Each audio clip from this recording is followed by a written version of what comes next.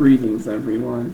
It is Shadow Leon once more, and today I am taking a look at the sci-fi space horror classic Event Horizon. As you can see, I've mentioned time and time again that this is one of the few good movies director Paul W. Sanderson has made, and what can I say? Out of all the films he's directed, this one is easily his best and an almost masterpiece. Now I'm going to talk about why this movie is an almost masterpiece. So yeah, what I have right here is the special edition DVD, as you can see. So let's get on to why I think this is an almost masterpiece of a movie.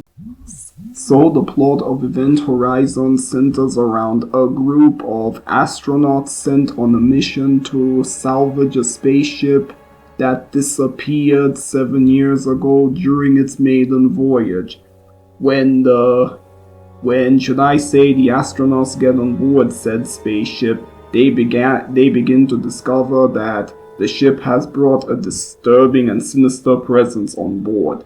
So basically the story is what happens when you get the plot of Hellraiser, Alien, Solaris, The Shining, and In the Mouth of Madness. You essentially get this film in a nutshell. And honestly, let us talk about what I liked about the movie. I really do love the movie's cinematography and creepy atmosphere. After all, because the set designs look so creative and whatnot. The set designs look pretty creative and whatnot, and I did love how the movie went for the old school practical effects. This was because, this was a point in time in where Hollywood movies were starting to use CGI more often, and thankfully, this movie sparingly uses CGI and whatnot. And I will admit this is easily Paul W.S. Anderson's best directed movie. After all, this was shortly after he directed the 1995 sleeper hit movie Mortal Kombat and whatnot. So let us talk about the characters. I think that Lawrence Fishburne does a fantastic job as Captain Miller, who is essentially the brave and stoic leader of the salvage crew who are sent to recover the spaceship. And then you have, should I say, Sam Neill's Dr. Rhea, who was the scientist who designed the ship and whatnot, still traumatized by the loss of his wife and determined to find some answers. But as the movie progresses, slowly starts getting corrupted by the ship and whatnot. The rest of the supporting characters do great in their respective roles, and I really felt bad for the character of Justin, as he is the first man to get down, to be out of action and whatnot. And of course, Cooper is a pretty funny and hilarious comic relief character who serves as, to balance out he's there to essentially make sure to put some comedy stuff and whatnot in the movie in order to lighten up the mood and whatnot. I really do love the blood and gore effects that were brought to life and how creative they really are. Man, this movie wastes no time showing you the blood and gore and everything, which is funny considering how the early portion of the movie starts off pretty bloodless and whatnot. The music composed by the late Michael Kamen is fan-freaking-tastic. It has this nice blend of horror, atmosphere, and techno-horror and whatnot. Yeah, so that's essentially what the musical score is, bringing this atmosphere and creepiness to life and whatnot. And I gotta admit, the Hellraiser vibes for the movie are fan-freaking-tastic and whatnot. Especially with all the creepy moments that you see throughout the movie, especially with the ghostly hallucinations and whatnot.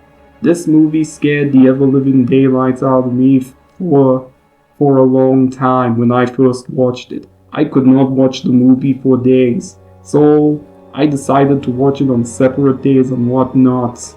That's how scary the movie is and whatnot.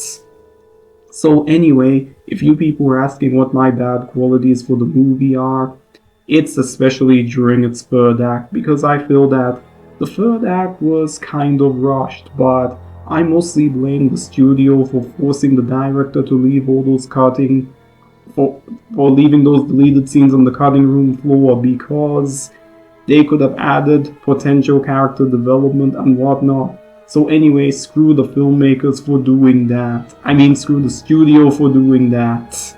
So yeah, that's Event Horizon for you. A pretty solid and fantastic horror movie that is an almost masterpiece. One more thing. Here's a fun fact about this film. That 360 shot you see for the space station during the film's opening took 1/3 of the movie's budget. Yes, I'm dead serious. Go look it up. So anyway, that was my review of Event Horizon. Easily Paul W. Anderson's best movie and whatnot, and easily a solid sci-fi space horror movie for what it is and whatnot. So if you people are wondering how I'm going to rate this movie, I'm going to give Event Horizon a 9 out of 10. Check it out. Buy it on Blu-ray and DVD, especially the special edition version. So what do you guys think of Event Horizon? Do you think it's an underrated gem that deserved better? And thankfully this movie got the John Carpenter's The Thing treatment, where it was first hated when it came out and got positive reviews as the years went by. So anyway, that's all I have for today. Shadow Leon 659 signing out.